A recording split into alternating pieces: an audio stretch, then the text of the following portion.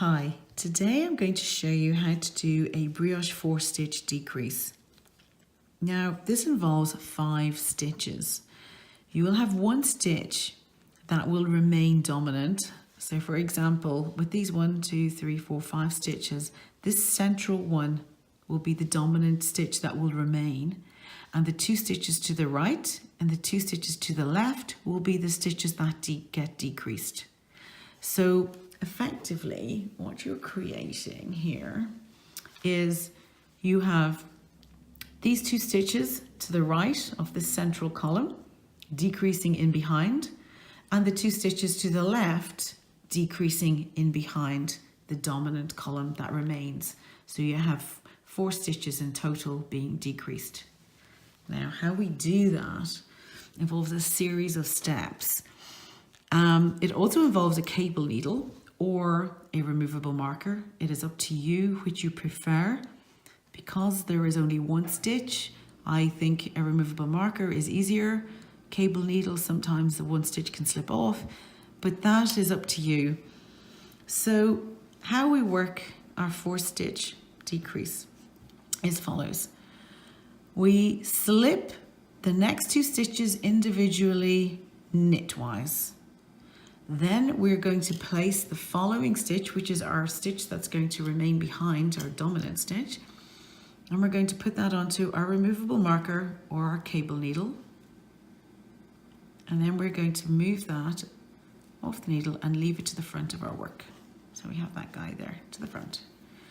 Now we're going to knit the following stitch. So knit the stitch, and then we're going to place, no, we're not going to place it. We're going to slip the following or the second slip stitch over that knit stitch.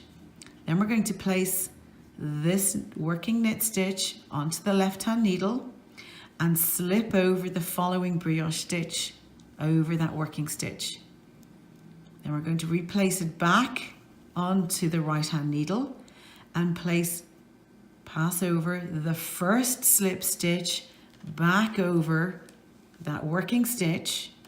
Now we're going to pick up our stitch that's on the cable needle or the removable marker, and we're going to place that back onto the needle, and that should go back on knitwise.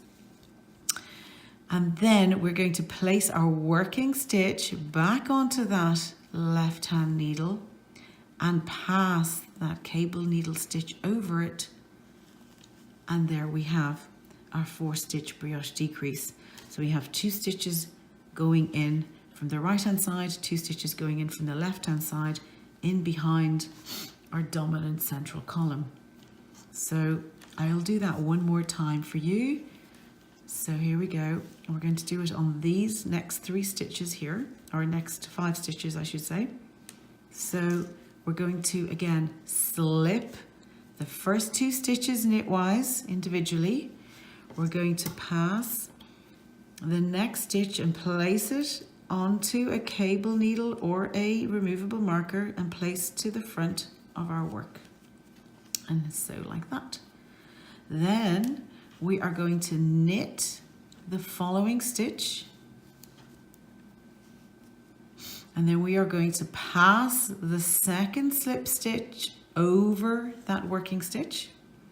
Then we're going to pass this and place it back onto the left-hand needle, pass the following brioche stitch over that, and then place that stitch back onto our right-hand needle again, and place the first, or pass the first slipped brioche stitch over that working stitch.